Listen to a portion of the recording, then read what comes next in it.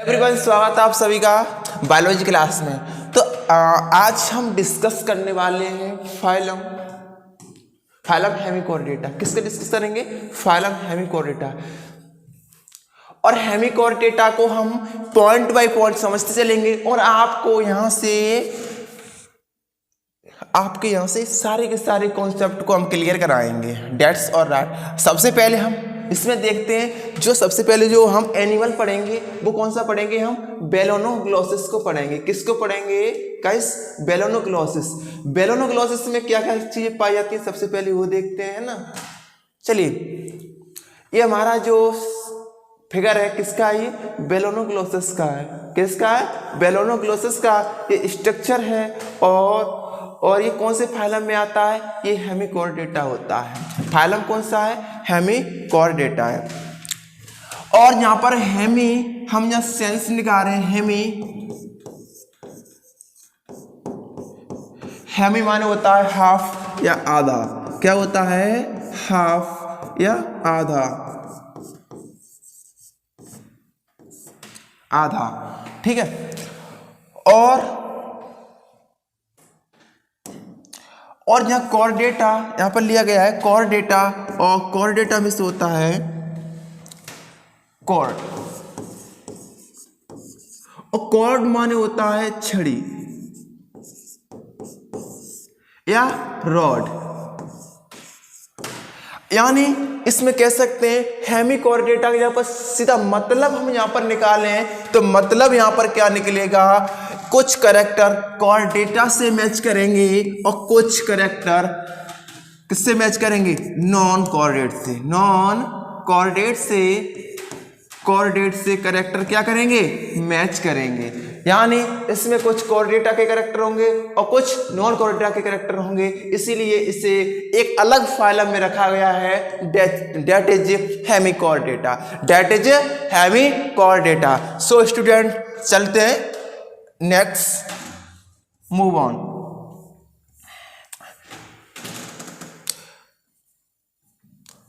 चलिए, जो चीज हमने बोला था वो यहाँ पर समझाया गया। समझते हैं इसमें। और आपको एनसीईआरटी के अकॉर्डिंग यहाँ पर पढ़ाया जा रहा है, स्टडी करा दी जा रही है। सही है ना? हेमिकोर्डेटा एक कौन सा शब्द है? एक ग्रीक शब्द है। हेमिकोर्डेटा कौन शब्द है? यहाँ पर एक ग्रीक शब्द है। क्या है?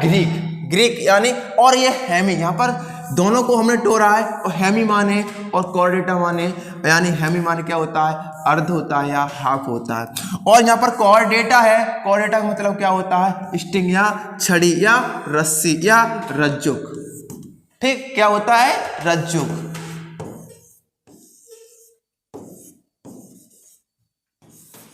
ठीक, यानी यहाँ पर कुछ फीचर हमें कॉर्डेटा से मैच करेंगे, कुछ नॉन कॉर्डेट से मैच करेंगे। That is हेमिकोर्डेटा।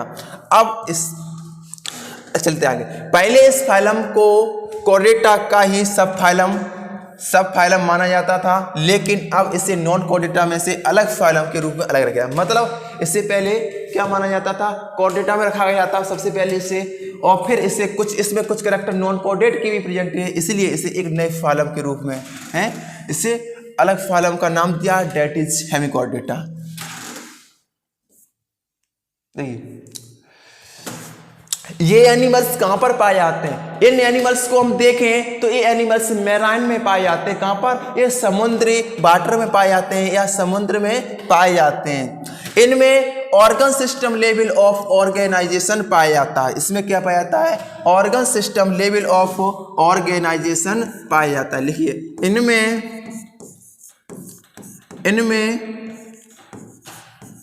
Organ system level of body organization पाया जाता है। यानी हेमिकोर्डेटा में हम इसका बॉडी ऑर्गेनाइजेशन देखें तो कौन से स्तर का पाया जाता है? ऑर्गन सिस्टम लेवल का इसमें ऑर्गेनाइजेशन पाया जाता है। मतलब इसमें अंग तंत्र लेवल का बॉडी संगठन आर प्रेजेंट इन हेमिकोर्डेटा फाइलम्स। ठीक, तो इसमें और इनका जो शरीर कितने भागों में बटा होता है? इनका जो भाग होता है वो 3 3 भागों में बटा होता है, यानी इनका जो शरीर है वो 3 भागों से मिलकर बना होता है। कौन कौन से भाग होते हैं इनके शरीर में? जो पहला जो भाग है इसका क्या है? प्रोबोसिस। क्या है बेटा? प्रोबोसिस। प्रोबोसिस। प्रोबोसिस। और तो दूसरा जो भाग है वो कहलाता है कॉलर। क्या कहलाता है? कॉलर। क्या कहलाता है? कॉलर। और जो तीसरा जो भाग है इनका वो कहलाता है ट्रंक। ट्रंक। क्या कहलाता है? ट्रंक कहलाता है। ठीक, क्या कहलाता है? ट्रंक कहलाता है। यानी इनका जो शरीर होता है वो 3 भागों से मिलकर बना होता है। फर्स्ट इज वन कौन सा है? प्रोबोसिस, और सेकंड इज कॉलर, और फाइनल विल भी कौन सा होगा? ट्रंक होगा। अब देखते हैं अगले करैक्टर इसका देखते हैं। इसका जो अगला करैक्टर है वो कौन सा है? इसमें कौन सी सिमेट्री पाई जाती है? इसमें द्विआरी समिति पाई जाती है। कौन सी पाई जाती है इसमें लिख लो, इस फॉन्ट को नोट डाउन कर लो। इसमें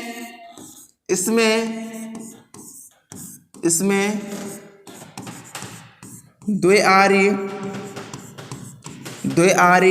या द्विपार्श्व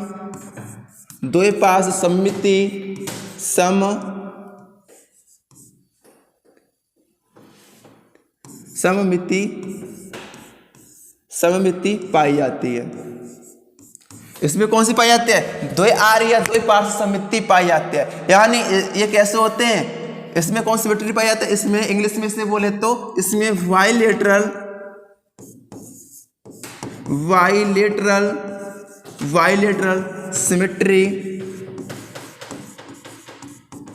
सिमेट्री पाई जाती है, या they have bilateral symmetry. Alright, अब अगले फॉन्ट की तरफ चलते हैं। अगला फॉन्ट है इनमें कौन से? ये कैसे होते हैं? सीलोमेट होते हैं। कैसे होते हैं? ये सीलोमेट होते हैं।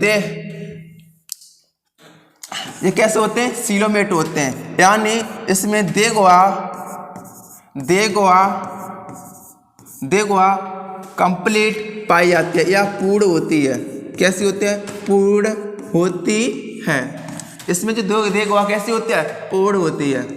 यानी इसमें जो इसमें क्या होता है? एंडोडर्म, मेसोडर्म और एक्टोडर्म, तीनों डर्म्स आर प्रेजेंट इन फाइलम। ठीक, और इनकी जो बॉडी होती है कैसी होती है? सिलेंड्रिकल होती है। यानी इनकी शरीर की जो शेप होती है वो कैसी होती है? बेलनाकार होती है। कैसी होती है? बेलनाकार। बेलनाकार में आपको दिखाना चाहूँ तो आप इस स्ट्रक्चर से देख सकते हो, ये कुछ सिलेंड्रिकल इसकी स्ट्रक्चर है। कैसी है? इसकी संरचना कैसी है? इसकी संरचना सिलेंड्रिकल संरचना है। कैसी सिलेंड्रिकल संरचना है? किसकी? हेमिकोडेटा की। This structure is known as क्या कहलाएगा? बेलोनोग्लोसस। क्या कहलाएगा?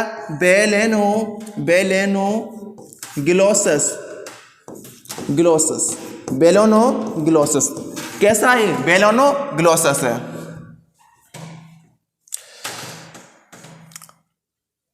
हाँ, इनमें जो सर्कुलेटरी सिस्टम है, इनमें कौन सा है? सर्कुलेटरी सिस्टम है वो कैसा पाया जाता है? इसमें कैसा पाया जाता है? ओपन टाइप सर्कुलेटरी सिस्टम पाया जाता है। कैसे पाया जाता है? कैसा पाया जाता है?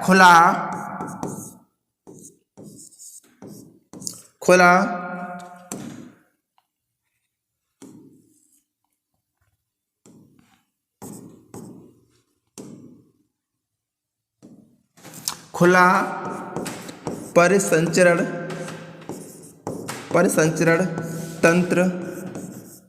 तंत्र पाया जाता है। इसमें कैसा परिसंचरण तंत्र पाया जाता है? इसमें खुला परिसंचरण तंत्र पाया जाता है। और खुला हमने कहाँ पर देखा था?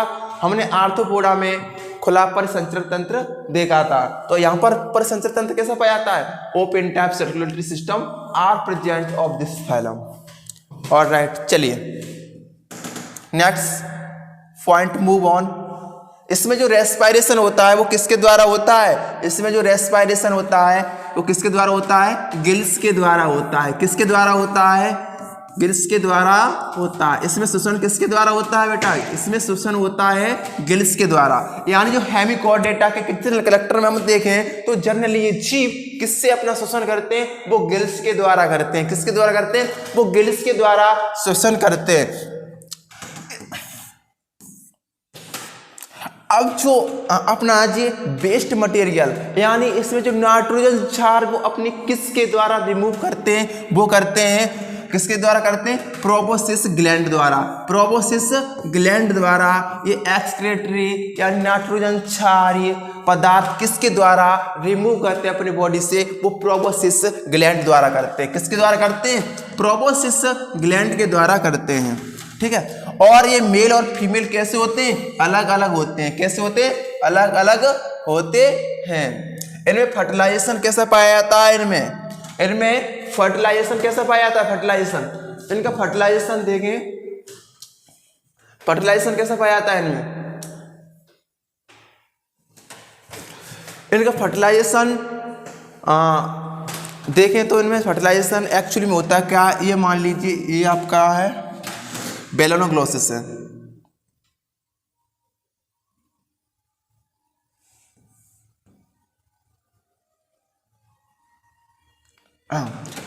इनमें जो एक्सटर्नल फर्टिलाइजेशन पाया जाता है, कैसे पाया जाता है, जस्ट अ मिनट,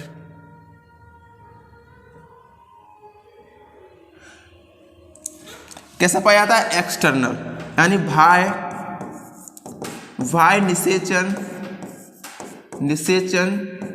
निषेचन पाया जाता है। बाह्य निषेचन कैसे होता है, सबसे पहले उसे समझते हैं। मान लीजिए ये हमारा क्या है, बेलोनोग्लोसिस है। कौन है, ये हमारा बेलोनोग्लोसिस है। और बेलोनोग्लोसिस अपने एग को कहां पर रिलीज कर देगा, समुद्री वाटर में। कहां पर रिलीज कर देगा, समुद्री वाटर या समुद्री पानी में या समुद्र में क्या कर देगा, अपने स्पर्म को या अपने शुक्राणु को रिलीज कर देगा। और दूसरा जो फीमेल होगी, फीमेल बेलोनोग्लोसिस होगी, तो वो क्या करेगी, अपने अंडे को कहां पर रिलीज कर देगी, समुद्र में रिलीज कर देगी। इसने अंडे को रिलीज किया, एग, और इसने स्पर्म, और जहाँ पर पानी में यहाँ पर क्या हो गया, ये जब दोनों आपस में मिल जाते हैं और यहाँ पर क्या बनेगा, जाइगोट बनेगा। जाइगोट बनने के बाद यहाँ पर क्या बनेगा, एक लार्वा स्टेज आएगी। लार्वा स्टेज आने के बाद और ये क्या करेंगे, एक नए जीव का निर्माण कर लेंगे। यानी जिसमें जो इसका जो डेवलपमेंट देखें तो इनडायरेक्ट होगा, और इसमें फर्टिलाइजेशन देखें तो एक्सटर्नल होगा या बाह्य निषेचन होगा। यानी मेल बेलोनोग्लोसिस अपने स्पर्म को अपने समुद्री वाटर में निकाल देगा, और जो अपनी मादा बेलोनोग्लोसिस अपने अंडे को समुद्री वाटर में रिलीज कर देगी। जब दोनों आपस में मिल जाएंगे तो एक जाइगोट का निर्माण होगा। किसका निर्माण होगा, जाइगोट का निर्माण होगा। जाइगोट के निर्माण होने के बाद इसमें एक लार्वा स्टेज आएगी, और लार्वा जब अपने मेटामॉर्फोसिस द्वारा क्या बनाएगा, एक नई जीव का निर्माण या एक एडल्ट के रूप में कैसा हो जाएगा, बन जाएगा। तो इसे बोलते हैं external fertilization and indirect fertilization. So let's move on. इसके जो एग्जाम्पल है वो बेलोनोग्लोसिस है और सैकोग्लोसिस है। इनके एग्जाम्पल कौन, बेटा एग्जाम्पल लिखना चाहो इसके, इस फैलम के कौन कौन से, बेलोनोग्लोसिस हैं और सैकोग्लोसिस हैं। ठीक है, अब हम आपको दिखाना चाहेंगे इसका लार्वा, आपको दिखाएंगे लार्वा कैसा। बेलोनोग्लोसिस का स्ट्रक्चर आप इसे स्क्रीनशॉट ले लीजिएगा और इसे बना लीजिए। ये कौन सा बेलोनोग्लोसिस है, बेलोनोग्लोसिस है। क्या है ये, बेलोनोग्लोसिस है।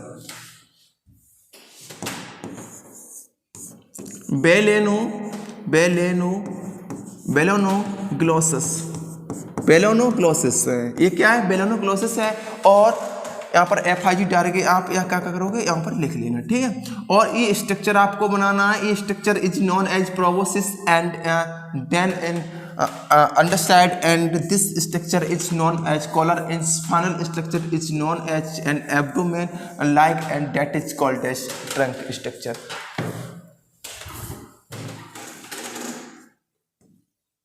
अब यहाँ पर हम इनके आपको लिखा दें, ये क्या बेलोनोग्लोसिस है आपका, ये कौन सा है, ये बेलोनोग्लोसिस है। ये स्ट्रक्चर प्रोबो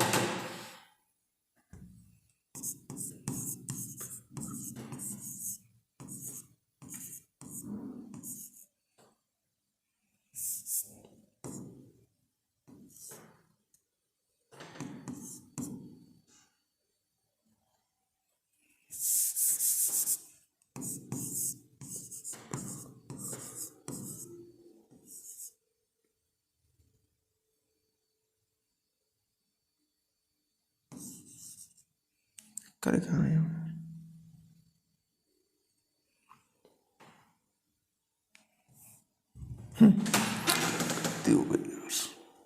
हाँ यहाँ देखिए, ये आपका सैकोग्लोसिस है। ये स्ट्रक्चर किसका है? सैकोग्लोसिस का ये स्ट्रक्चर है। और ये किसका है? ये बेलोनोग्लोसिस का स्ट्रक्चर है। किसका है? बेलोनोग्लोसिस का ये स्ट्रक्चर है। दोनों स्ट्रक्चर को आप देख लीजिएगा। अगर आप नोट्स चाहते हो तो दिए गए डिस्क्रिप्शन में लिंक के माध्यम से ही हमारे पीपीटी और नोट्स आपको प्रोवाइड करा दिए जाएंगे, तो आप व्हाट्सअप करके हमसे बात कर सकते हो। और इसका सबसे पहले मैं इसका लार्वा दिखाना चाहूँगा। इसमें आपको लार्वा ये कैसा होता है हेमिकोडेटा का, तो आप यहाँ पर लार्वा देख लेना बेटा किस प्रकार का होता है। ये लार्वा की स्ट्रक्चर कुछ इस प्रकार की नज़र आती है। ठीक है, चलिए वीडियो करते विराम और मिलते हैं किसी नेक्स्ट वीडियो में। तब के लिए बाय बाय, टेक केयर और keep smiling, keep practicing, have a nice day.